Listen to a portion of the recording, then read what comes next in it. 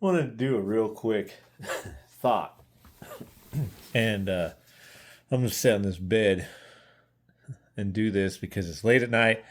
So I had a real quick thought. You're going to hear my cat meowing. I don't know what he's doing. He's being ornery. He's a kitten. So if you hear that, that's what happened there. But so I got this today. I'm not real impressed. Some people like these things. I don't. I was impressed that it's a 2012 and it's stamped, because all the other ones are 2025s, 2026, and they're laser etched. That was impressive. To me, this isn't as usable. I know it is usable, but just for me. And the reason why is, okay, so these were my three favorite patterns. The sow belly, the trapper, and the mini trapper. I thought this might hold a spot. I don't know. These are the ones I think about collecting the most. And then I got to think, well, why this and not just this? And the reason for this is because the more I got to looking at it and thinking about it, so this is straight across all the way to the tip, obviously. That's right at, what's wrong, buddy? Right at a half an inch, all the way across. So this is only what, a quarter inch shorter at its thinnest, 3/8. So yeah, that's a quarter inch. But at its widest, which is clear up through here, if you can see that, is a half an inch. So it's literally just as wide as this thing. It's literally a half an inch, just like that. I have this one out too because it's also a half an inch. This one's a hair over a half an inch at its widest. Just ever so slightly. So, to me, the spade blade on this is very usable. And it is... Now I got all the animals coming in here. 2 3/4 of an inch long.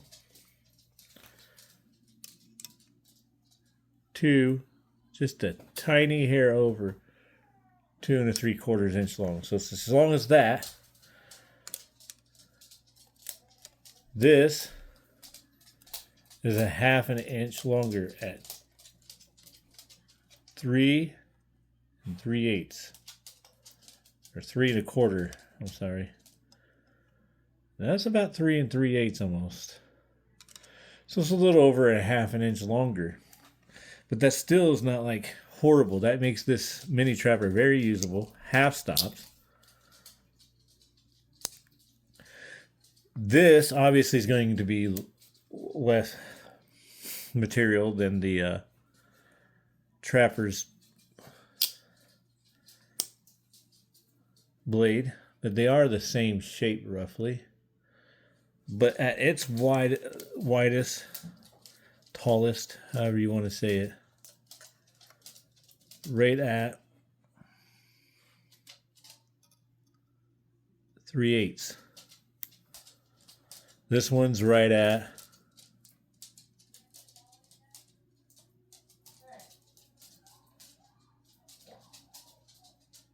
a half an inch. Quarter inch taller blade at its tallest. This point here. Again, this is going to be the same length as the spade blade. It's just, this is very usable, very concealable. It's very fidgety. Like if you're just holding it in your hand, sitting somewhere, and you're not opening the blades in public or whatever. This is definitely my favorite Stockman by far, because if you pinch it like this, push it up against here, you just kind of hold that in there loosely, you have a very good grip. And it's the same with the spade blade area.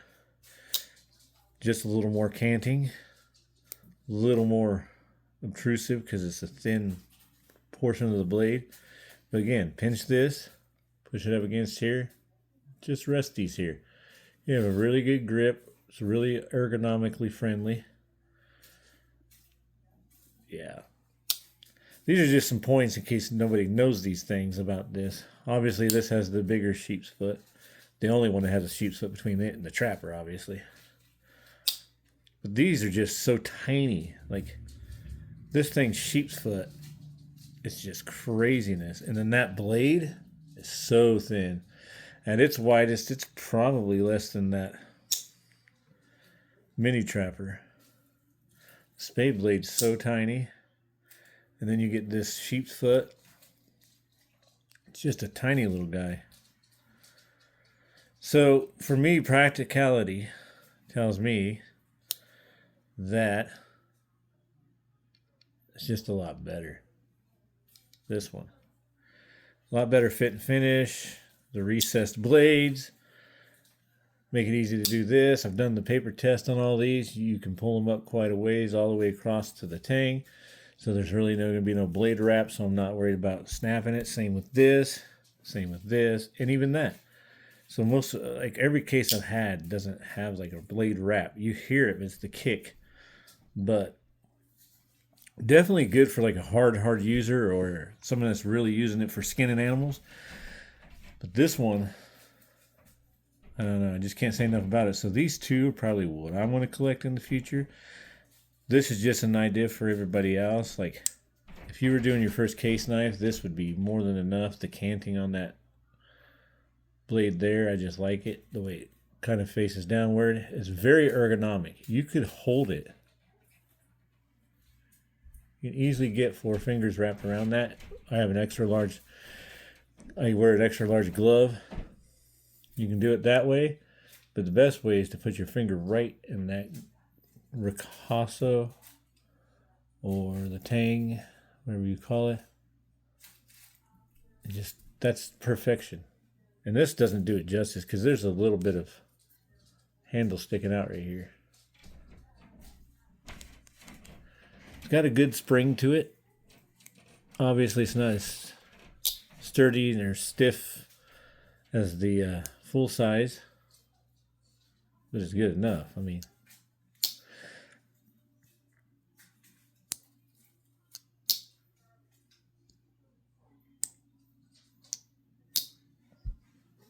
and this one's real snappy now that I've oiled it.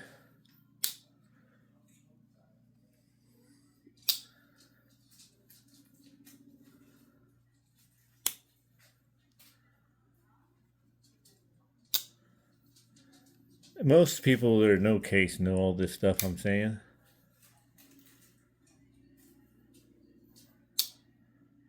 And obviously that one, I mean, you can bear down on that blade. Or on that blade. Yeah, bear down on that blade and end up like me.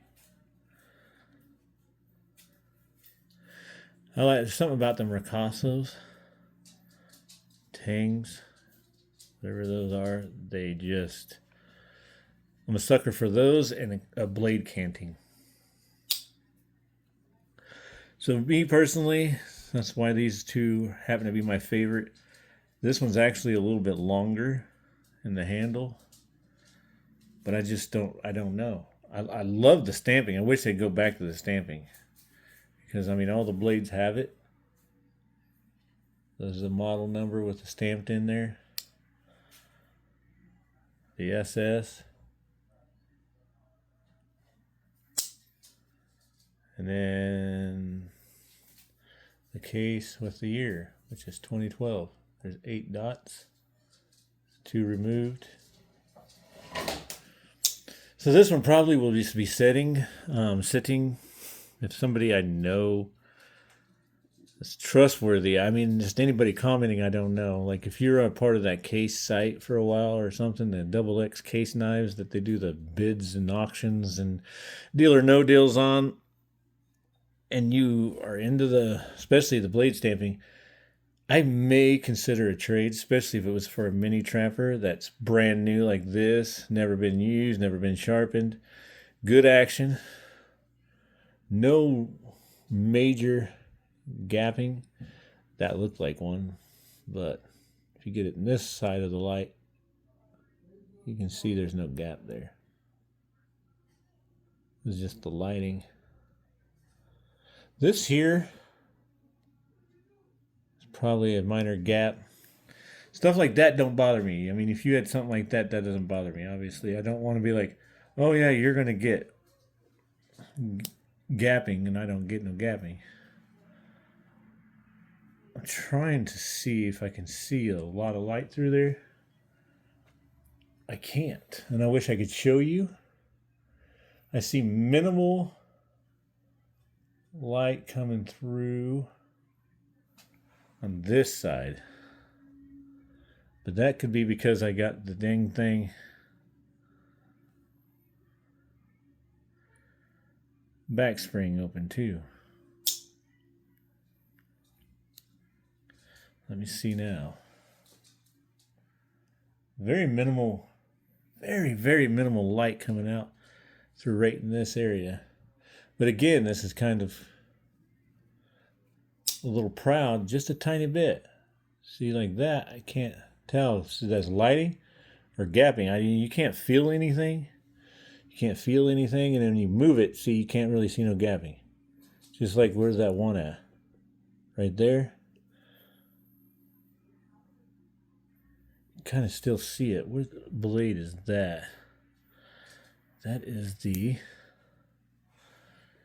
clip point. See the light? I can't see a dang thing coming through. They're not hardly a tiny little maybe dot. That's it. But I think a lot of that has to do with the inside as well. Because my 75 Stockman has that same line. I don't know if that's just the construction or an actual gapping. I know a lot of people talk about gapping right here between the bone. That's just a dark spot of the bone. I don't see any light coming through at the bone. I actually see a tiny bit of light coming through right here. Anyway, thanks for watching, guys. We'll talk to you later.